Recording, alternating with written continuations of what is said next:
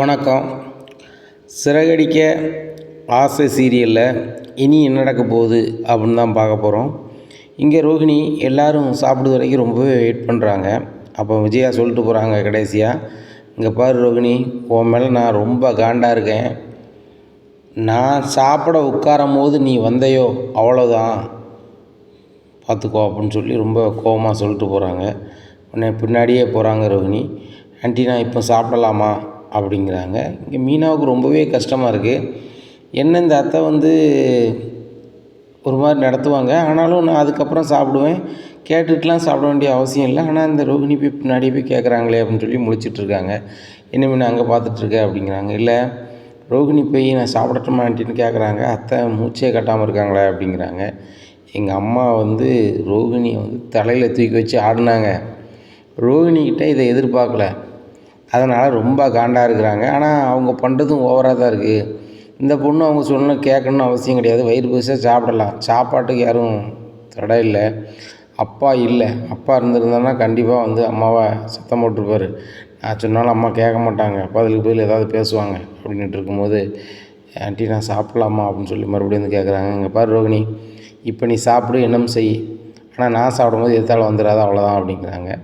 மறுபடியும் ரோகிணி போய் உட்காடுறாங்க. மீனா சாப்பாடு கொஞ்சம் தரீங்களா அப்படின்னு சொல்லி பவியமாக கேட்குறாங்க. என்ன ரோகிணி இப்படி சொல்கிறீங்க அப்படின்னு சொல்லிட்டு சாப்பாடை அவங்களுக்கு கொடுத்துட்டு பக்கத்து டேபிள்லே உட்காந்து சாப்பிட்றாங்க. இதை பார்த்த ரோகிணி, என்னதான் இருந்தாலும் அந்த ரோகிணி தன்னோட அகம் போகாதில்ல, மீனாலாம் நம்மளுக்கு ஈக்குவலாக உட்காந்து சாப்பிட்ற அளவுக்கு ஆயிடுச்சே, ஒரே நாளில் என் வாழ்க்கையே மாறிடுச்சு, இந்த ஆன்ட்டி இப்படி மாற்றிட்டாங்களே, இந்த மனோஜ் எனக்கு சப்போர்ட் பண்ணியிருந்தாலும் இந்த நிலமை வந்திருக்காது, தண்ணி கொடுத்து நம்ம போயிருக்கலாம்.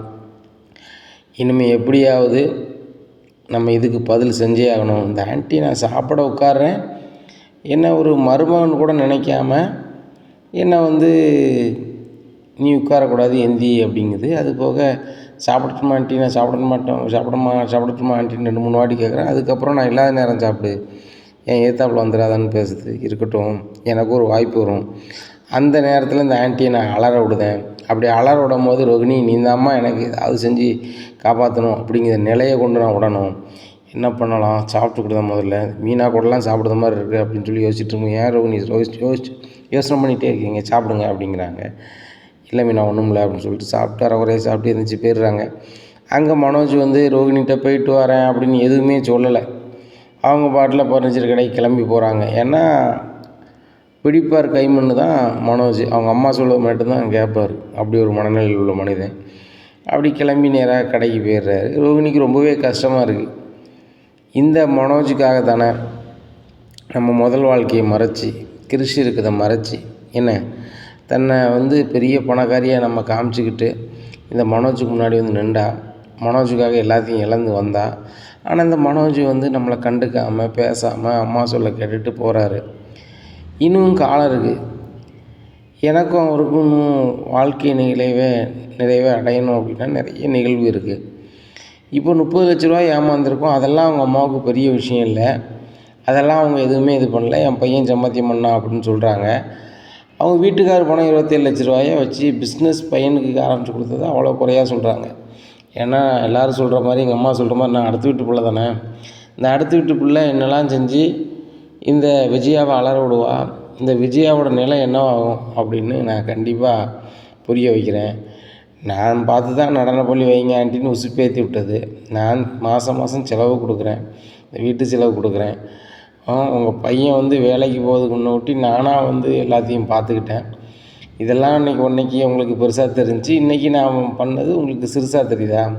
விடமாட்டேன். இந்த ரோகிணி யாருன்னு நிரூபித்து அவன் இந்த விஜயாவை அலற விட்டு எப்போவும் என் கைக்கிலே வச்சுக்கிட்டு தான் பண்ணுவேன். இந்த ரோகிணி மட்டும்தான் சிறந்த மருமக, ரோகிணியை தாண்டி யாரும் இல்லை அப்படின்னு மீண்டும் சொல்லுதளவுக்கு வைப்பேன். மனோஜை உங்கள் கைக்குள்ளே வைக்கிங்களே, உங்கள் மனோஜை என் மனோஜை மாற்றி இந்த வீட்டை விட்டு நான் நகர்த்தி கொண்டு போகிறேன். ஏன்னா உனக்கும் மாதம் நான் செலவு தரதை நுப்பாட்டுறேன், என் கையில் ஒரு வாய் சோறு வாங்கிறதுக்கு உள்ள நிலையை உருவாக்குறேன் அப்படின்னு சொல்லி ரொம்ப கடுப்பில் கிளம்பி போகிறாங்க. அப்போ விஜயாவை பார்த்தோன்னா மறுபடியும் கூண்டு போடுதாங்க. ஆண்டி நான் பார்லர் போயிட்டு வரேன் அப்படிங்கிறாங்க. இங்கே விஜயா மூச்சையே காட்டலை. அப்போது ஸ்ருதி, ரோகிணி இங்கே சாப்பிட்டீங்களா அப்படின்னு கேட்குறாங்க. சாப்பிட்டேன் அப்படிங்கிறாங்க. வாங்க சேர்ந்து போகலாம் அப்படிங்கிறாங்க. இல்லை ரவி வரலையா ரவி அப்பமே போயிட்டான், எனக்கு கொஞ்சம் லேட்டாக போகணும் அப்படின்ட்டு தான் இது பண்ணேன், வாங்க நம்ம 2 பேருமே ஆட்டோவில் போகலாம் அப்படிங்கிறாங்க. சரி ஸ்ருதி, நீங்கள் வேறு இடம் போகணும், நான் வேறு இடம் போகணும் அப்படிங்கிறாங்க. அதெல்லாம் ஒன்றுமே இல்லை ரோகிணி, ஒரே ஆட்டோ பிடிப்போம், உங்களை முதல்ல பார்லர் இறக்கி விட்டுட்டு அப்படியே நான் வந்துட்டு எங்கே போகிறேன், ஸ்டூடியோ போகிறேன் அப்படிங்கிறாங்க. சரி ரைட்டு அப்படின்னு சொல்லிட்டு நேராக ஆட்டோவில் போகிறாங்க. ஆட்டோ வந்து ரோகிணி பார்லர் வந்து நின்ற உடனே, ஆட்டோ எவ்வளோ உங்களுக்கு அப்படிங்கிறாங்க ஸ்ருதி. என்ன ஸ்ருதி நீங்கள் கொடுக்குறீங்க, நான் கொடுத்துட்றேன். இல்லை ரோகிணி, நானே கொடுத்து அனுப்பிடுறேன், இதுக்கப்புறம் வேறு ஆட்டோ பிடிச்சிக்கலாம் அப்படிங்கிறாங்க. நான் ஆட்டோக்காரர், என்னம்மா நீங்கள் வேறு இடம் வரைக்கும் போகணும், நீங்கள் இந்த இடம் வரைக்கும் போகணுன்னு சொன்னீங்களே அப்படிங்கிறாங்க. போகணுன்னு சொன்னேன் தான், இப்போ பார்லரில் எனக்கு கொஞ்சம் வேலை, அதனால் அதை முடிச்சுட்டு தான் நான் வருவேன், நீங்கள் கிளம்பலாம் அப்படிங்கிறாங்க. சரி மேடம் அப்படின்னு சொல்லிட்டு அவர் ஆட்டோ எடுத்துகிட்டு போயிடுறாரு. இங்கே ரோகிணி ரொம்பவே பதறாங்க. ஏன்னா பார்லரில் ஒரு வேளை காலையிலே ஓனர் வந்து இருந்தாலும் பிரச்சனையாயிரும், இந்த ஸ்ருதிக்கு வந்து தெரிஞ்சிச்சுன்னா வீட்டில் நம்ம நிலமை ரொம்ப மோசமாயிருமே அப்படின்னு சொல்லி நினைக்கிறாங்க. ஸ்ருதி, காலையிலே வந்திருக்கீங்க, காலையிலே பார்லர் வந்து வேலை செஞ்சால் ரொம்ப கூலிங்காக இருக்கும் அப்படிங்கிறாங்க. அதெல்லாம் ஒன்றும் இல்லை ரோகிணி, வாங்க அப்படின்னு சொல்லிட்டு பார்லர் போகிறாங்க. இவங்க பார்லருக்கு போகிறதுக்கு முன்னாடி அங்கே 2 ஸ்டாஃப் இருக்கிறாங்க. என்ன ரோகிணி, உங்கள் பார்லரில் உங்கள் ஸ்டாஃப்லாம் வந்து காலையிலே வந்துடுவாங்களா அப்படிங்கிறாங்க. ஆமாம் அப்படிங்கிறாங்க. உடனே பார்க்குறாங்க, ஓனர் வரல, இப்போ நல்ல வேலை வரல அப்படின்னு சொல்லிட்டு, ஸ்ருதிக்கு வந்து காசு வாங்காதீங்க, நல்லா பண்ணி விடுங்க அப்படிங்கிறாங்க. உடனே ரோகிணி, இதே மாதிரி நம்ம உறவினர்லாம் வந்தாங்கன்னா காசு வேண்டாம் நீங்கள் சொன்னீங்கன்னா எப்படி நீங்கள் பார்லரில் நிறைய வருமானத்தை பார்ப்பீங்க, வைப்பீங்க, உங்கள் பார்லர் எப்படி நடத்துவீங்க, இப்படி சொந்த பார்லர் வச்சுக்கிட்டு உறவினருக்கு பூரா ஃப்ரீயாக பண்ணி விட்டிங்கன்னா எப்படி அப்படிங்கும்போது அதில் உள்ள ஸ்டாஃப் முழிக்கிறாங்க. என்னது சொந்தமாக பார்லர் வச்சுருக்காங்களா அப்படின்னு சொல்லி ரோகிணியை பார்க்குறாங்க. ரோகிணியை பார்த்தோன்னே ரோகிணி, அவங்க பண்ணிவிடுங்கன்னு சொல்லி சமாளிக்கிறாங்க. உடனே ஸ்ருதிக்கு பண்ணி விட்டுட்டு ஒரு ஆட்டோவும் வர சொல்லி அனுப்பி விட்றாங்க. அப்போ இந்த ஸ்டாஃப்ட்டு சொல்லிடுறாங்க, தயவு செய்து ஓனர்கிட்ட இந்த வார்த்தையை சொல்லிடாதீங்க, என்ன நான் உங்களுக்கு செலவுக்கு வேணா தரேன், இந்த பார்லரை நான் விற்ற விஷயத்த வீட்டில் சொல்லவே இல்லை, இப்போ வரைக்கும் நான் தான் இந்த பார்லருடைய ஓனர்னு எங்கள் வீட்டில் நினச்சிட்ருக்காங்க, எல்லோரும் நினச்சிட்டு தான் இருக்கிறாங்க. நான் அதை அப்படியே மெயின்டைன் பண்ணி கொண்டு போயிட்டுருக்கேன், எவ்வளோ நாளைக்கு இது தெரியாமல் நகர்த்த முடியுமோ நகர்த்தி கொண்டு போயிட்டுருக்கேன், தயவு செய்து நீ இது நினைக்காத, ஓனர்கிட்ட சொல்லிடாத அப்படின்னு சொல்லி வேலை பார்க்குற 2 பசங்கள்கிட்ட பொண்ணுங்கிட்ட சொல்கிறாங்க. சரி மேடம், நாங்கள் சொல்லலை, நீங்கள் பார்த்துக்கோங்க அப்படிங்கிறாங்க. இங்கே ஸ்ருதி ஸ்டூடியோவுக்கு வந்துட்டு அவங்க வேலையை பார்க்குறாங்க. அப்போ ரவி கால் பண்ணி, ரோஹிணி நீ சாப்பிட்டாங்களா வச்சாங்களா அப்படிங்கிற. சாப்பிட்டாங்க, நாங்களும் அவங்க ஒன்றா தான் வந்தோம், அவங்க பார்லர் போய்ட்டு தான் வந்தேன் அப்படிங்கிறாங்க. சரி ஸ்ருதி அப்படின்னு சொல்லிட்டு ஃபோனை வச்சிடுறாங்க. இங்கே முத்துக்கு எப்படி அந்த பணத்தை மீட்கலாம் அப்படின்னு சொல்லி யோசிச்சுட்டே இருக்கிறாரு. மனோஜ் ஏமாந்த 30 லட்சத்தை. ஆனால் மனோஜ் வந்து சோம்பேறி, அதெல்லாம் மறந்துட்டு கடையில் எப்பவும் போல் உட்காந்துருக்காங்க. அப்போ சப்டீலர் வராங்க, வந்து சார் உங்களுக்கு நாங்கள் வந்து டிவி கம்பெனியில் ஏஜெண்டாக சப்டீலர் ஆகிறதுக்கு பணம் கொடுத்தா நீங்கள் கம்பெனியில் கட்டலைன்னு சொல்கிறாங்க சார், எங்களுக்கு பொருள் தர மாட்டுறாங்க, நீங்கள் என்னென்னு பேசுங்க அப்படிங்கிறாங்க. ஐயோ அப்படின்னு சொல்லிட்டு அப்போ தான் அவருக்கு நினைவே வருது, இவங்கக்கிட்ட பணத்தை வாங்கி தானே நான் அங்கே கொடுத்து ஏமாந்தேன் அப்படின்னு சொல்லிட்டு என்ன செய்யணும்னு தெரியலையே அப்படின்னு சொல்லி சந்தோஷ் சார் கால் பண்ணுறாரு. சந்தோஷ் சார் கால் பண்ணி, சார் சொல்லுதுன்னு தப்பாக நினச்சிக்காதீங்க சார், சப்டீலர் கொஞ்சம் பணம் தந்தாங்க, அதை உங்கள்கிட்ட தானே நியாயப்படி கொடுத்துருக்கணும், எனக்கு ஒரு வீடு ஒரு 3 கோடி ரூபாய்க்கு விலைக்கு வந்துச்சு, அப்போ அட்வான்ஸ் கொடுக்குறதுக்கு இந்த தொகையை வந்து நான் பயன்படுத்திட்டேன் அப்படிங்கிறாங்க. அது இல்லை மனோஜ், தொழிலில் ஒரு முன்ன பின்ன வரதான் செய்யும், சரி ரைட்டு அட்வான்ஸ் கொடுத்து இது பண்ணிட்டீங்க, இன்னும் ஒரு வாரத்தில் அதை கட்டி விட்ருங்க, நான் வந்து அப்படியே உங்களுக்கு பொருளை கொடுத்துட்றேன் அப்படிங்கிறாங்க. இதை கேட்டால் மனோஜ் சார் சொல்லுதுன்னு தப்பாக நினச்சிக்காதீங்க, அந்த அமௌண்ட்டு பெரிய அமௌண்ட்டு சார், என்கிட்ட வாய்ப்பு இல்லை அப்படிங்கிறாங்க. மனோஜ், இதே பெரிய அமௌண்ட்டுங்கிறீங்க, 3 கோடி ரூபா வீடு எப்படி வாங்குவீங்க அப்படிங்கிறாங்க. இப்படி தான் சார் டப்டீலர்கிட்ட வாங்கி கொடுத்துடலான்னு பார்த்தேன் அப்படிங்கிறாங்க. அப்போது உங்கள் உழைப்பில் எதுவும் பணம் இல்லையா அப்படிங்கிறாங்க. இல்லை சார், அந்தளவுக்கு வியாபாரம் இல்லை, நான் சப்டீலர்கிட்ட வாங்கி இப்படி ரொட்டேஷன் பண்ணி மாற்றி உருட்டி புரட்டி வாங்கிடலான்னு பார்த்தேன் அப்படிங்கிறாங்க. அப்போ தான் சந்தோஷ் சாருக்கு தெரிய வருது, இவன் வந்து எதுக்கும் ஆக மாட்டான் போலையே, இருக்கிறத விட்டுட்டு பறக்கிறதுக்குலாம் ஆசைப்படுவான் போல். நான் ஒரு பெரிய டீலர்ஷிப் கொடுத்துருக்கேன், இந்த டீலர்ஷிப்பை வச்சு அதில் வர வருமானத்தை சேர்த்து வச்சு கொஞ்ச நாள் கழித்து ஒரு வீடு வாங்கினா அது ஓகேவாக இருக்கும். பிஸ்னஸே டெவலப் பண்ண காணும், இவன் வந்து அடுத்தாப்புல பெரிய பங்களா வாங்குறாங்க, சொந்த வீடு இருக்குது, ஜாயின்ட் ஃபேமிலியில் இருக்காங்க, ஒருத்தருக்கு ஒருத்தர் உதவிகரமாக இருக்க முடியும். அப்படி இருக்கும்போது தனியாக பெரிய பங்களாவில் இருக்குன்னு ஆசைப்பட்றான், ஆனால் பணமே இல்லாமல். இது ஆசை பிடிச்சவங்க படம்லாம் இருக்குது அப்படின்னு சொல்லிட்டு மறுபடியும் மனோஜுக்கு கால் பண்ணி, மனோஜ் இங்கே பாருங்கள், சப்டீலருக்குள்ள பணத்தை நீங்கள் பயன்படுத்த உங்களுக்கு அதிகாரம் கிடையாது, அவங்க என்ன பொருள் வாங்குதாங்களோ அதுக்குள்ள கமிஷன் உங்களுக்கு என்ன செய்யும், கரெக்டாக என் மூலமாக வந்துக்கிட்டே இருக்கும். உங்களுக்கு முதல்ல நீங்கள் சப்டீலர் கொஞ்சம் அறிமுகப்படுத்தி விட்டீங்க, 10 லட்ச ரூபா உங்கள் அக்கௌண்ட்டில் நான் மாற்றி விட்டேன், சரிதானுங்களா? அதே மாதிரி நீங்கள் சப்டீலரை எங்ககிட்ட பொருள் வாங்க வைக்கையில் உங்களுக்கு என்ன கமிஷன் வருமோ அது 25% உங்களுக்கு வந்துகிட்ருக்கும். நீங்கள் அதை எப்படி பயன்படுத்துவீங்களோ பயன்படுத்திடுங்க. ஆனால் வந்து சப்டீலர் தரக்கூடிய டெபாசிட் அமௌண்ட்டே நீங்கள் சாப்பிட்டீங்கன்னா அது சரி வராது. உங்களுக்கு ஒரு வாரம் டைம் மனோஜ். நீங்கள் வந்து ஒரு வாரத்தில் வந்து சப்டீலர்கிட்ட காசை நீங்கள் கட்டுறீங்க. அப்படி கட்டலை அப்படின்னு சொன்னால் அவங்களோட கதையை நீங்கள் பார்த்துக்குப்பீங்க. யார், கடன்காரங்க கொண்டு வந்து பார்த்துப்பாங்க. நான் டீலர்ஷிப்பை கேன்சல் பண்ணிடுவோம், பார்த்துக்கோங்க அப்படிங்கிறாங்க. என்ன சார் நீங்கள் இப்படி சொல்கிறீங்க? அரசரை நம்பி புருஷனை கைவிட்ட கதையாயிரும் சார், தயவுசெய்து பண்ணிடாதாங்க சார், உங்கள் டீலர் நம்பி தான் சார் இருக்கேன், அப்படி சார் இப்படி சாருங்கிறாங்க. பாருங்கள் மனோஜ், உங்களுக்கு டீலர்ஷிப் கொடுக்கறதுக்கு ஒரே விஷயம் ஒன்று தான். உங்கள் தம்பியுடைய நேர்மைக்கு தான் உங்களுக்கு நான் டீலர்ஷிப் தந்தேன், உங்கள் நேர்மைக்கு இல்லை. உங்கள் நேர்மையை சோதிக்கிற இடத்துல நான் இல்லை. ஆனால் இனிமேல் பட்டு அதை நான் நம்பிக்கிட்டு இருக்க அவசியம் இல்லை. நான் யாரை போட்டாலும் என்னால் தொழில் பண்ண முடியும், சரிங்களா? ஏன் உங்கள் தம்பியை வச்சு கூட என்னால் பண்ண முடியும். அதை மனசில் வச்சுக்கோங்க. ஒரு வாரத்தில் இதை நீங்கள் ரெடி பண்ணிட்டீங்க, அந்த சப்டீலருக்குள்ளே பணத்தை கட்டிட்டீங்க, இந்த பிரச்சனையை முடிச்சிட்டிங்கன்னா நீங்கள் டீலராக இருப்பீங்க. இல்லைனா டீலர் மாறிடுவாங்க. உங்கள் சப்டீலரை நான் ஏமாற்ற மாட்டேன், நான் பொருளை கொடுத்துருவேன். பட் ஆனால் அவங்க கொடுக்க வேண்டிய பணத்தை நீங்கள் கொடுக்க வேண்டியிருக்கும், பார்த்துக்கோங்க. இல்லைனா அவங்க என்ன செய்கிறாங்களோ அதுக்கு நீங்கள் உட்பட வேண்டியிருக்கும் அப்படிங்கிறாங்க. சார் சார் சார் அப்படி எதுவும் பண்ணிடாதாங்க அப்படிங்கிறாங்க. நான் எதுவும் பண்ணக்கூடாதுன்னா ஒரு வாரத்தில் என்ன சப்டீலர் வாங்கிட்ட பணத்தை இங்கே கட்டணும், டீலர்ஷிப் தொடரும். இல்லையா டீலர்ஷிப்பும் போய் அந்த கடனையும் உங்களுக்கு கட்ட வேண்டியது மாதிரி ஆயிரும், பார்த்துக்கிடுங்க, அவ்வளோதான் அப்படின்னு சொல்லிட்டு ஃபோனை வச்சிடுறாங்க. இங்கே மனோஜுக்கு என்ன செய்யணே தெரில, சரியான தலைவலி. அப்போ ரோகிணிக்கு கால் பண்ணுறாங்க. ரோகிணி, என்னையும் வந்து ஒரு வாரத்தில் பணம் கட்ட சொல்கிறாரு, சப்டீலர் விஷயம் எல்லாமே வந்து சந்தோஷ் சார் தெரிஞ்சு போச்சு, இல்லைனா டீலர்ஷிப் கேன்சல் பண்ணிடுவேன்னு சொல்கிறாங்க, என்ன சின்ன எனக்கு ஒன்றும் புரியலை அப்படிங்கிறாங்க. மனோஜ், அதை எதுக்கு ஏன்ட்ட சொல்கிறீங்க அப்படிங்கிறாங்க. ரோகிணி, நான் ஓன்ட்ட சொல்லாமல் யார்ட்ட சொல்ல முடியும் அப்படிங்கிறாங்க. அதானே, உங்களுக்கு ஒரு கதை ஆகணும், உங்களுக்கு ஒரு யோசனை வேணும், உங்களுக்கு ஒரு ஆறுதல் வேணும், இல்லை பணம் பரட்டதுக்கு ஏதாவது வழி வேணும்னா அந்த ரோகிணி தேவைப்படுது. அந்த ஆன்ட்டியும் அப்படி தான். ஆன்ட்டிக்கு நான் மாதம் மாதம் செலவு கொடுக்குறேன், உனக்கே தெரியும். அவங்க நடனப்பள்ளி வைக்கிறதுக்கு செலவு பண்ணது எல்லாமே நான். டிஜிட்டல் போர்டு அடிக்கிறதா இருக்கட்டும், எல்லாமே விளம்பரம் பண்ணது வந்து எல்லாம் நான், சரியா? அப்படி இருக்குது இந்த சூழ்நிலையில் இப்போ வந்து எல்லோரும் வந்து என்ன குறை சொல்கிறாங்க? ஏன் உங்கள் அப்பா பணத்தை கடை வைக்கிறதுக்கு உனக்கு எதுவும் பங்கு இல்லை. ஆனால் இப்போ வந்து ஏதாவது ஒரு சூழ்நிலை வரும்போது என்னையும் இழுத்து விடுதேன், உன் கடையை நீனே பார்த்துக்கா மனோஜ், நான் என் பார்லரை வச்சு உழைச்சி இது பண்ணிக்கிறேன், நான் உன் ஒய்ஃபு தான், நான் அதை மறுக்கலை. ஆனால் நீ வந்து என்னை வந்து உன் ஒய்ஃபாக நினைக்கலை. அப்படி இருக்கும்போது உன் கதையை நீ பார்த்துக்கோ அப்படிங்கிறாங்க. என்ன ரோகிணி இப்படி பண்ணுற? இப்போ என்ன செய்யணும் எனக்கு தெரில. உங்கள் அப்பாட்ட எப்படியாவது பேசி நீ வந்து கொஞ்சம் பணம் கேளு, பணம் கேட்டால் மட்டும்தான் எனக்கு டீலர்ஷிப் இருக்கும், இல்லைனா டீலர்ஷிப் போயிடும். உங்கள் அப்பா வந்து நம்மளை பார்க்கையில நம்ம ரொம்ப கஷ்டப்பட வேண்டியதாக போயிடும். தயவுசெய்து நீ உங்கள் அப்பாட்ட பேசு, இல்லை உங்கள் மாமாட்டையாவது பேசு, இல்லை உங்கள் மாமா நம்பரையாவது கொடுன்னோன்னே உடனே ஃபோனை கட் பண்ணிடுறாங்க. மாமாவோ அப்பாவோ இருந்தால் நான் கால் பண்ணி கேட்க மாட்டேண்ணா, என்கிட்ட அங்கே இருக்குது, அது போக வீம்பு பண்ணுது மாதிரி இருக்கட்டும்னு சொல்லி செல்லு சுவிட்ச் ஆஃப் பண்ணிடுறாங்க. ஆகா, ரோகிணி இன்னும் கோபமாலாம் இருக்கா அவளுக்கு. இப்போ இருக்க சூழ்நிலையில் ரோகிணி நம்மளுக்கு வந்து எதாவது செய்யலைன்னா நம்மளுக்கு இந்த டீலர்ஷிப்பும் போயிடும், இந்த சப் டீலரும் விட மாட்டாங்க. சப் டீலர் 2 நாளில் பணம் தரேன்னு சொல்லிவிட்டு அனுப்பியிருக்கோம். இப்படி இருக்கும்போது என்ன செய்ய போகிறோன்னு புரியலையே அப்படின்னு சொல்லி முழிச்சிட்ருக்காங்க.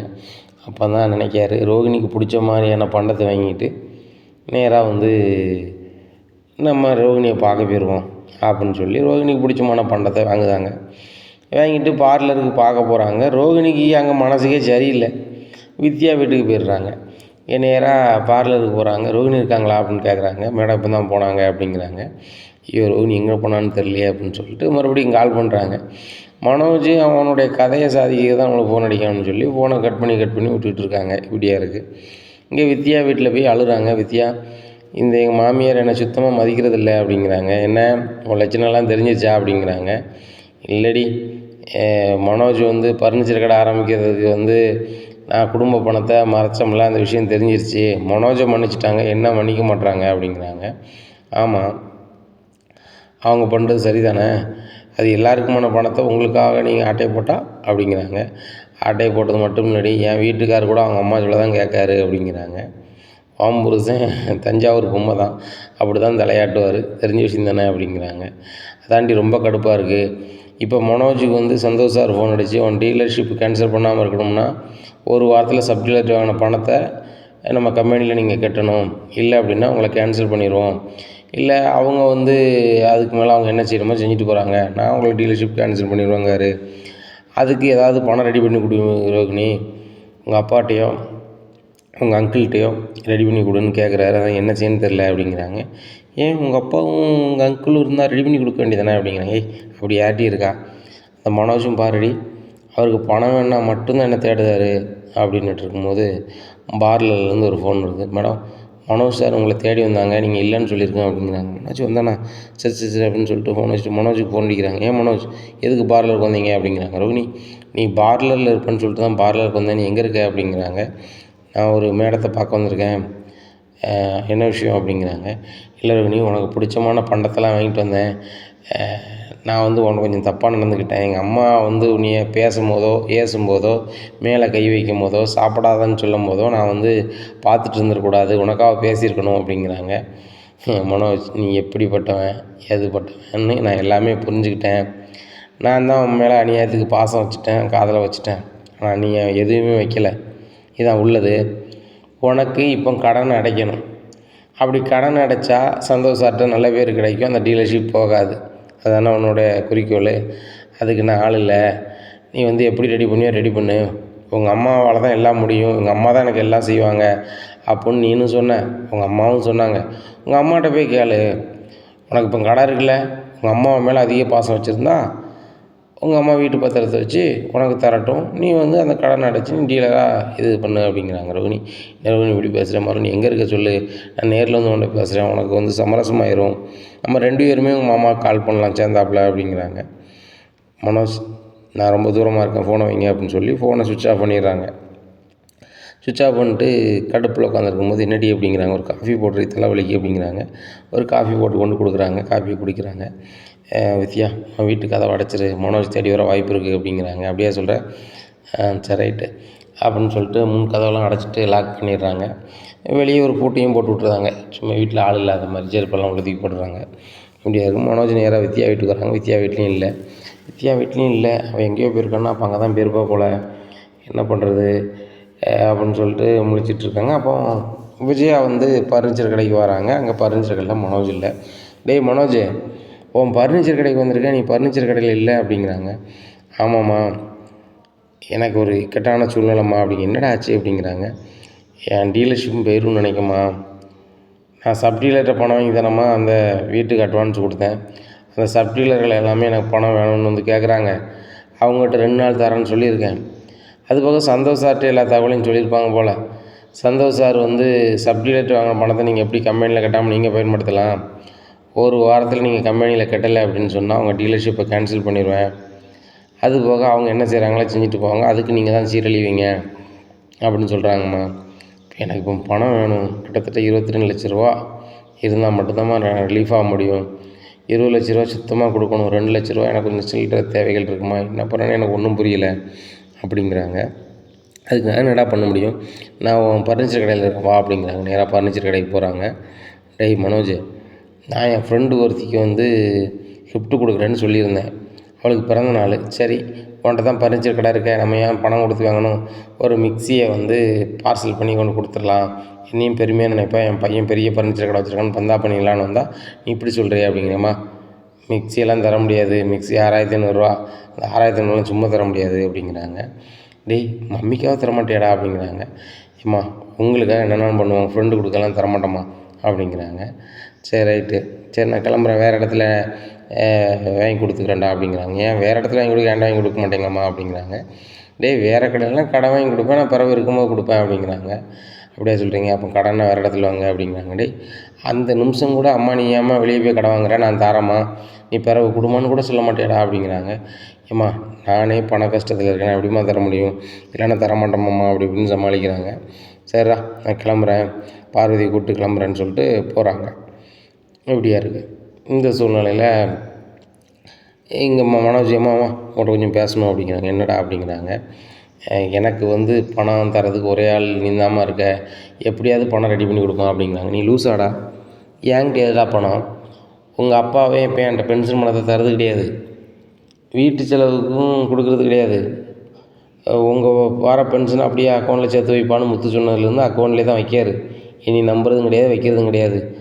ஓம் பொண்டாட்டி மாதம் 5000 செலவுக்கு தருவா. நான் என்றைக்கு நடன பள்ளி வச்சனோ அன்றைக்கி தரதை நிப்பாட்டிட்டா.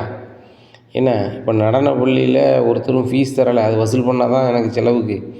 என்ன இப்படி இருக்கும், ஏன்டா பணம் கேட்க அப்படிங்கிறாங்க.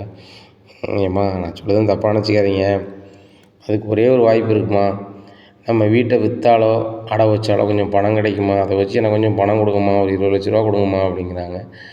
டேய் எனக்கு வந்து வாய்ப்பு இல்லைடா, வீட்டெல்லாம் நான் யாருக்கு சொல்லி கேட்டும் நான் வைக்க மாட்டேன்னுமே. முறையாக உன் பொண்டாட்டிக்கு வச்சு கொடுத்தேன், அதில் நான் மாட்டிக்கிட்டு சிங்கி சீரழிஞ்சது எனக்கு தான் தெரியும். அதனால் அதுக்கு வாய்ப்பு இல்லைடா, நீ வேறு எங்கேயாவது ரெடி பண்ணு அப்படிங்கிறாங்க. அப்போ போகிற போக பார்த்தா நானும் இந்த கடையை அடைச்சிருவோம்மா, இதையும் விற்றுட்டு ரோகிணி சொன்ன மாதிரி நான் வந்து அந்த பார்லர் தான் படுத்து தூங்கணும் பொழுது, நம்ம பார்க்கில் தான் படுத்து தூங்கணும் பொழுது அப்படிங்கிறாங்க. டேய் அவள் தான் உன்னைய வந்து ரொம்ப மட்டமாக பேசுதான்னா நீனும் அதுக்கு ஏற்றாப்புல இருக்கியடா. ஏன்டா நீங்கள் ஃபர்னிச்சர் கடையை அடைக்கணும்? டீலர்ஷிப் போகாதுக்கு என்ன வழியோ அதை செய்யி.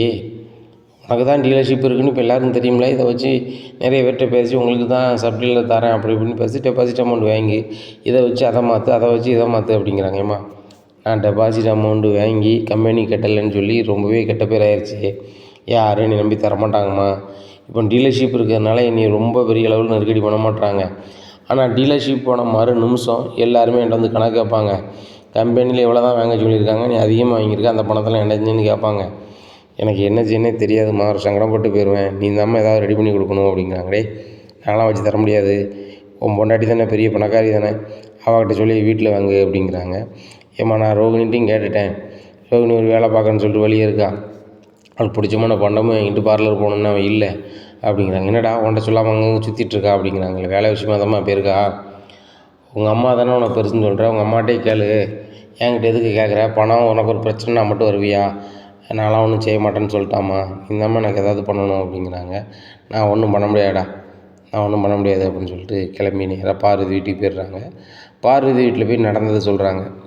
இங்கே பாரு பார்வதி, அந்த ரோகிணியை நான் வந்து லெஃப்ட் அண்ட் ரைட் வாங்கிட்டேன், அது போக என் புருஷன் பணத்தை வச்சு தான் என் பையன் வந்து ஃபர்னிச்சர் கடை ஆரம்பிச்சிருக்கான், அவன் ஐயாப்பாட்ட வேணாம் வாங்கி கொடுத்து ஃபர்னிச்சர் கடை வச்ச மாதிரி பில்டப் பண்ணுறா அப்படின்னு சொல்லிட்டு சொல்லும் போது, அந்த பிள்ளை நல்ல பிள்ளை, அந்த பிள்ளை நீ மேலே கை வச்சிருக்கக்கூடாது, பணக்கார பிள்ளை, சரி ஏதோ ஒன்று போய் இதை சொல்லிட்டா அதுக்காக நீ மேலே கை வைப்பியா அப்படி இப்படிங்கிறாங்க. குடும்ப பிள்ளை, குடும்பத்தில் உள்ள பிள்ளை, அந்த பிள்ளை குடும்பத்தில் யாரும் சண்டை போடக்கூடாது கூட நினைக்க பிள்ளை அப்படிங்கிறாங்க. அதெல்லாம் இருக்கட்டும் பார்வதி, என்கிட்ட அவள் எப்படி பொய் சொல்லுவாள், என்கிட்ட பொய் சொன்னது மட்டும் முன்னாடி தெரிஞ்சுன்னு அவ்வளோதான், நான் அவளை வந்து இந்த அளவுக்கு நான் தலையில் தூக்கி வச்சு ஆடி இருக்க மாட்டேன் அப்படி இப்படின்னுட்டு இருக்காங்க. சரி ரைட்டு, இப்போ என்ன அப்படிங்கிறாங்க. மனோஜுக்கு ஏதோ கடனா ஒரு 20 லட்ச ரூபா கேட்குறான், என்ன செய்யணும் எனக்கு தெரில, உனக்கிட்ட தெரிஞ்சவங்க யாராவது இருக்காங்களா வட்டி கொடுக்க மாதிரி அப்படிங்கிறாங்க. எனக்கு தெரிஞ்சவங்க இருக்காங்க, ஆனால் நான் மனோஜ் நம்பி வாங்கி கொடுத்துட்டு சீரழி நான் தயாரில்ல, உங்ககிட்ட தான் சொந்த வீடு இருக்கலாம், மோனுக்கு வாங்கி கொடுக்கணும், யார்ட்டையும் வாங்கி கொடு அப்படிங்கிறாங்க. பார்வதி நீ புரிஞ்சுட்டு பேசுகிறியா புரியாமல் பேசுகிறியா, ஒரு வாட்டி என் வீட்டுக்காரர் தெரியாமல் அடை வச்சு கொடுத்துட்டேன், ரோகிணிக்கு வச்சு கொடுத்துட்டேன், என்ன பாடுபட்டேன் உனக்கு தெரியாதா, நீ பாடுபடலையா அப்படிங்கிறாங்க.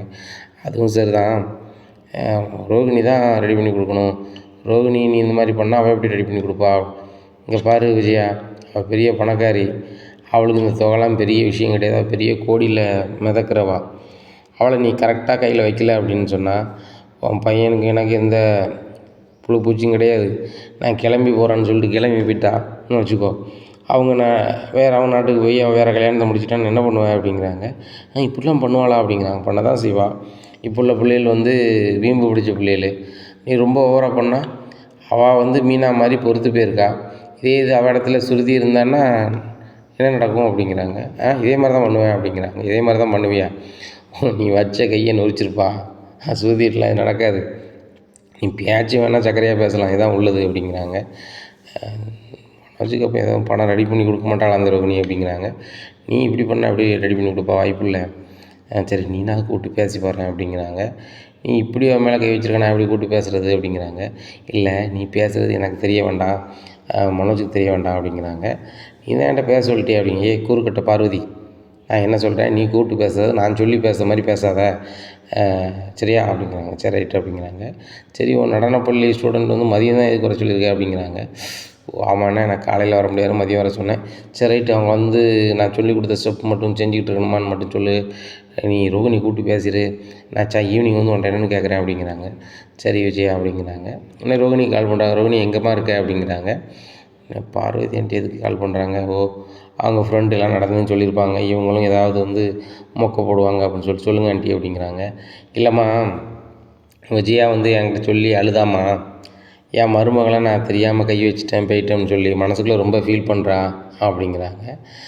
எங்கள் ஆண்டியா வந்து ஃபீல் பண்ண போகிறாங்க அப்படின்னு சொல்லிட்டு மனசில் நினச்சிக்கிட்டு, அப்படியே ஆண்டி, சரி ஆண்டி, ஆண்டி என் மேலே நிறைய பாசம் வச்சுருக்காங்களா அதனால தான் அப்படிங்கிறாங்க. உன்ட்ட நேரில் பார்க்கணுமா கொஞ்சம் வாயேன் அப்படிங்கிறாங்க.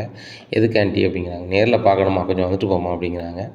ஒரு ஆட்டோ பிடிச்சி பார்வதி வீட்டுக்கு போகிறாங்க. அங்கே தீபனும்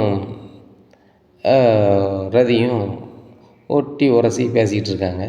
பார்த்துட்டு இவங்க 2 பேர்த்தையும் தானே மீனா சொன்னாங்க, இவங்க அப்போ 2 பேரும் ஒட்டி உரசி தான் இது பண்ணிகிட்டு இருக்காங்களா அப்படின்னு பேசிகிட்டு இருக்கும்போது அங்கே ரதி வந்து திலீபன்கிட்ட பேசிகிட்டு இருக்காங்க. திலீபன், இதுக்கு மேலே இது பண்ண முடியாது, உன்னால் வந்து என் வயிற்றில் பூச்சி வளருது, அதனால் நம்ம சீக்கிரம் கல்யாணம் பண்ணணும் வைக்கணும் அப்படிங்கிறாங்க. அவர் சொல்கிறாரு, உங்கள் அப்பா பெரிய ஆள், உங்கள் மாமன் லோக்கல் செண்டியர், இதை மீறி நம்ம சிட்டிக்குள்ளே என்ன பண்ண முடியும், ஒன்றும் பண்ண முடியாது, கொஞ்சம் பொறு, நான் வந்து ஒரு தகுந்த இடம், ஒரு இல்லாத இடத்த பார்த்துட்டு ஒன்று நான் கூப்பிட்டு போய் அங்கே போய் கல்யாணம் பண்ணிக்கிறேன் அப்படி இப்படின்னுட்டு இருக்காங்க. அப்போந்தான் ரோகிணிக்கு வந்து சரியான கிரிமினல் மூளை வேலை செய்யுது. ரைட்டு, இந்த ஆன்ட்டி வந்து நம்மளை எப்படியெல்லாம் வச்சு செஞ்சாங்க, இந்த ஆன்ட்டியை வச்சு செய்யணும் அப்படின்னா இந்த 2 பேரையும் நம்ம கையில் எடுத்தால் தான் முடியும் அப்படின்னு சொல்லி 2 பேர் பக்கத்தில் போகிறாங்க. பார்த்தோன்னே ஆகா மாஸ்டருடைய மூத்த மருமகளா அப்படின்னு சொல்லி 2 பேருமே பதறுதாங்க. 2 பேருமே பதற வேண்டாம், 2 பேருமே விரும்புகிறீங்க, உங்கள் 2 பேருக்கும் ஒரு ஜந்து உருவாயிட்டு அப்படின்னு எனக்கு தெரிய வருது. ஆனால் நீங்கள் இப்போ சீக்கிரம் கல்யாணம் முடிக்கலைன்னா அதுவும் பெரிய பிரச்சனையாயிரும். இங்கே சிட்டிக்குள்ளே நீங்கள் கல்யாணம் முடிச்சிங்கன்னா ரதியா அப்பாவாலேயோ அவங்க மாமாவாலேயோ பிரச்சனை வரும்னு நினைக்கிங்க. இதுக்கு ஒரி இல்லாமல் அவங்க 2 பேரையும் நான் வந்து சிட்டியை தாண்டி ஒரு இடத்துல கல்யாணம் பண்ணி கொஞ்ச நாள் அமைதியாக வைக்கிறதுக்கு ஒரு இடம் சொல்கிறேன், உங்களுக்கு செலவுக்கும் நான் தந்துடுறேன் அப்படிங்கிறாங்க. மேடம் இது வந்து மாதத்துக்கு தெரிஞ்சிடாம அப்படிங்கிறாங்க. தெரியாது, நான் தான் பண்ணேன், நீங்களும் எப்பவும் சொல்லக்கூடாது, நானும் சொல்ல மாட்டேன் அப்படிங்கிறாங்க. நீங்கள் தான் எங்கள் குரு அப்படின்னு சொல்லி 2 பேருமே காலில் விழுந்து ரோகிணி காலில் விழுதாங்க. அப்படின்னு சொல்லிட்டு கொஞ்சம் இருங்க அப்படின்னு சொல்லிட்டு வித்யா கிளம்பணும். வித்யா ஒரு உனக்கு தெரிஞ்ச ஒரு ஆட்டோவை மட்டும் அனுப்பிவிடு அப்படிங்கிறாங்க. ஆட்டோ அனுப்பிவிட்றாங்க. 2 பக்கமும் அடைச்சிடுறாங்க. நான் சொன்ன இடத்துக்கு போங்க அப்படின்னு சொல்லிட்டு நேராக ரோகிணியோட கிராமத்து வீட்டுக்கு போயிடுறாங்க. அங்கே போய் இருக்காங்க. பின்னாடியே இவங்க போயிடுறாங்க, யார் வித்யாவும் ரோகிணியும் கிராமத்து வீட்டுக்கே போயிடுறாங்க. இங்கே ரோகிணி வாரனால ஆளையக்காங்களே, ரதியும் திலீபனும் தான் அவங்களையும் ஆளைக்காங்களே அப்படின்னு சொல்லிட்டு பார்வதி ஃபோன் அடித்து சொல்கிறாங்க. ரோகிணி வாரன்னு சொன்னால் அப்புறம் அடக்காங்களே, உங்கள் ஸ்டூடெண்ட் 2 பேரை காணலை அப்படிங்கிறாங்க. நான் வரல, அதனால் கிளம்பி போயிருப்பாங்க, விடு பார்த்துக்கலாம் அப்படிங்கிறாங்க. சரி நீ எப்படியாவது ரோகிணிட்ட நாளைக்காவது பேசு அப்படிங்கிறாங்க. சரி ரைட்டு, நான் நேரில் போய் பார்லரில் பேசுகிறேன் அப்படிங்கிறாங்க. சரி சரி எப்படியாவது பேசி ஒழுங்கு பண்ணி மனோஜுக்கு பணத்தை ரெடி பண்ணி கொடு அப்படிங்கிறாங்க. இங்கே ரோகிணி போக சொல்கிறாங்க, முதல்ல ஒரு கல்யாணத்தை முடிங்க அப்படின்னு சொல்லிட்டு அங்கே உள்ளூரில் ஒரு கோயிலில் தாலியை கட்டி வச்சிடுறாங்க. கையில் ஆளுக்கு 10,000 கொடுக்காங்க, வச்சுக்காங்க கை செலவுக்கு. வீட்டில் எல்லா சாமானும் இருக்குது, இங்கே சாப்பிட்டுக்கிட்டு இருங்க. உங்கள் செல்லில் 2 பேரும் சுவிட்ச் ஆஃப் பண்ணிட்டீங்களா, நான் சொன்ன மாதிரி அங்கேயே சுவிட்ச் ஆஃப் பண்ணிட்டோம், இந்த புது ஃபோனை வச்சுக்கோங்க, எதுனாலும் இந்த புது நம்பருக்கு தான் நான் கூப்பிடுவேன் அப்படின்னு சொல்லிட்டு ரோகிணி கிளம்பி இங்கே சிட்டிக்கு வந்துடுறாங்க. வந்து வீட்டுக்கு கொண்டு வந்து அது மாதிரியே வந்துடுறாங்க. இங்கே ரதியை காணலை, தீபனை காங்கலன்னு சொல்லி எல்லாம் தேடி அலையுதாங்க. அப்போது திலீபனோட வீட்லேயும் அலையுதாங்க, ரதி வீட்டில் ரதி வீட்டில் சொல்கிறாங்க, அவன் நடனப்பள்ளிக்கு போயிட்டு வரல அப்படி இப்படிங்கிறாங்க. நான் இன்றைக்கி கூப்பிட போகல, ரெகுலர் நான் தான் கூட போவேன், தம்பியை கூட வச்சோன்னா அவன் போகலையா அப்படிங்கிறாங்க. அவன் கிரிக்கெட் எங்கேயோ விளாடன்னு போயிட்டானா அப்படிங்கிறாங்க. அப்போது மாஸ்டர் கால் பண்ணுறாங்க, மேடம் என் பொண்ணு வந்து நடனப்பள்ளிக்கு வந்தால் அதுக்கப்புறம் காணலை, எங்கே போனான் அப்படிங்கிறாங்க. உடனே எனக்கு என்ன தெரியும், நடனப்பள்ளிக்கு வந்தால் அதுக்கப்புறம் போயிட்டாளே அப்படிங்கிறாங்க. சரி ரைட்டு, நீங்கள் எத்தனை மணிக்கு அவளை பார்த்தீங்க சொல்லுங்கள் அப்படிங்கிறாங்க. ஆகா நம்ம நடனப்பள்ளியில் அவளை பார்க்கலையே அப்படின்னு சொல்லிட்டு எனக்கு அது அப்படி இப்படின்னு சமாளிச்சிட்ருக்காங்க. மேடம் உங்கள் மேலே தான் எனக்கு டவுட்டாக இருக்குது, நீங்கள் தான் என் பொண்ணை ஏதோ பண்ணிட்டீங்கன்னு நினைக்கிறேன், நான் வந்து உங்களை சும்மா விட மாட்டேன் அப்படிங்கிறாங்க. சார் சார் சார் என்ன இப்படி பேசுகிறீங்க, நான் ஒரு மாஸ்டர், நான் ஒரு நடனப்பள்ளி வச்சுருக்கிறேன், நீங்கள் வந்து என்ன இப்படி பேசுகிறீங்க அப்படிங்கிறாங்க. உங்களை நம்பி தானம்மா உங்கள் நடனப்பள்ளிக்கு என் பொண்ணை அனுப்புனேன், என் பொண்ணு இன்னும் வீடு வந்து சேரலை, என்ன உங்களை நான் சும்மா விட மாட்டேன் அப்படிங்கிறாங்க. சார் இப்படிலாம் பேசிகிட்டு இருக்காதாங்க, என் பையனும் பெரிய பிஸ்னஸ்மேன் தான், என் வீட்டுக்காரும் பெரிய எம்ப்ளாயி தான் அப்படி இப்படின்னு இருக்கும்போது அண்ணாமலை என்னாச்சு அப்படிங்கிறாங்க. ஏங்க என் ஸ்டூடெண்ட் ஒருத்தி வந்து நடனப்பள்ளிக்கு வந்தால் இப்போ வரலையா, இது ஏன்ட்ட கேட்காங்க அப்படிங்கிறாங்க. உன்ட்ட கேட்காம வேறு யார்கிட்ட கேட்பாங்க, நீ நடனப்பள்ளிக்கு எப்போ போனேன் அப்படிங்கிறாங்க. உடனே நான் நடனப்பள்ளிக்கு காலையிலே போய்ட்டு வந்துட்டேங்க அப்படின்னும் போது அவர் லைனில் இருக்கார். என்னம்மா காலையிலே போய்ட்டு வந்தீங்களா, என் பிள்ளைய மதியம் வர சொல்லிவிட்டு நீங்கள் காலையிலேயே அங்கேருந்து வந்திருக்கீங்க, இதில் ஏதோ தப்பு இருக்குது, நான் உங்களை சும்மா விட மாட்டேன் அப்படிங்கிறாங்க. சார் சார் சார் அப்படின்னு சொல்லிட்டு ஃபோனை வச்சிடுறாங்க. விஜய் என்னாச்சு அப்படிங்கிறாங்க. ஏங்க என்ன சும்மா விட மாட்டேன்னு சொல்கிறாங்க அப்படிங்கிறாங்க. ஆமாம், நடனப்பள்ளி நடத்தினா படிக்க வரவங்க எங்கே எப்போ வராங்க போகிறாங்கன்னு ஒரு இது வேணும், நீ ஒம்பாட்டில் அசால்ட்டாக இருந்தால் இப்படி தான் ஆகும், அதில் வரக்கூடிய நிகழ்வுகளை நீ தான் பார்க்க வேணும் அப்படிங்கிறேன். என்னங்க இப்படி சொல்கிறீங்க அப்படிங்கிறேன். ஆமாம், நீ தான் நடனப்பள்ளி வச்சு நடத்துது, அப்போ அதுக்கு பொறுப்புதார் நீ தானே அப்படின்னுட்டு இருக்கும்போது விஜயா பயந்துக்கிட்டே பார்வதிக்கு ஃபோன் பண்ணுறாங்க. பார்வதிக்கு ஃபோன் பண்ணி அவங்க வந்தாங்களா அப்படிங்கிறாங்க. அவங்க வரவே இல்லையே அப்படிங்கிறாங்க. என்ன இப்போ பார்வதி சொல்கிறேன், நீ அப்பமே என்கிட்ட சொல்லியிருக்கலாம்ல அப்படிங்கிறாங்க. நான் சொல்லணும்னு சொல்லி தான் உனக்கு ஃபோன் அடித்தேன், ரிங்கு நீ எடுக்கவே இல்லை, நான் என்ன பண்ண முடியும் அப்படிங்கிறாங்க. இதை கேட்ட விஜயா ரொம்பவே ஷாக் ஆகிறாங்க. இந்த பார்வதி இப்படி பதில் சொல்லுறதால அவங்க எங்கே போனாங்கன்னு தெரியல, இப்போ எனக்கெல்லாம் பிரச்சனையாகும் போல் அப்படின்னு சொல்லி முடிச்சுக்கிட்டு ஒரு மாதிரி அழுதுகிட்டு இருக்காங்க. அப்போ இதெல்லாம் பார்த்துட்டு இருக்க ரோகிணிக்கு ரொம்ப சந்தோஷமாக இருக்குது. என்ன வந்து கை நீட்டுறீங்க, சாப்பிட வந்து உட்காந்தா எந்தின்னு சொல்கிறீங்க, இப்போ பாருங்கள் இந்த லாக்கே நான் தான் பண்ணி விட்ருக்கேன், உங்களுக்கு என்ன நடக்க போகுதுன்னு பாருங்கள், கடைசியில் ரோகிணி என்னை எப்படியாவது காப்பாற்றுமா அப்படின்னு நீங்கள் என்கிட்டயே வந்து சரண்டராக போகிறீங்க, அதுக்கப்புறம் நான் பார்த்துக்கிறேன், அதுக்கப்புறம் என் ஆட்டத்தை நீங்கள் பாருங்கள் அப்படிங்கிறாங்க ரோகிணி மனசுக்குள்ளே. இனி என்ன நடக்கும் அப்படிங்கிறத பொறுத்து இருந்து பார்க்கலாம்.